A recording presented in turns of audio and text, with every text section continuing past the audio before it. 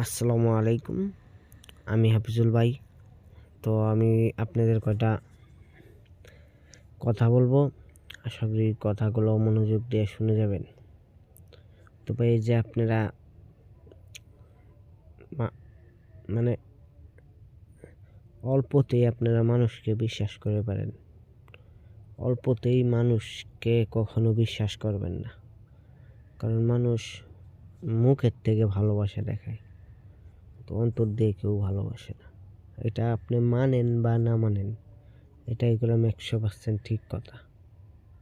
হ্যাঁ ভাই, আমি বলতেছি আমি এটা সকল আপনিও যদি আপনার 19, 20, 22 পার হয় তাহলে আপনিও বুঝবেন যে হাফিজুল ভাই কি বলছিল। তো ভাই অল্পতেই মানুষকে বিশ্বাস করবেন না।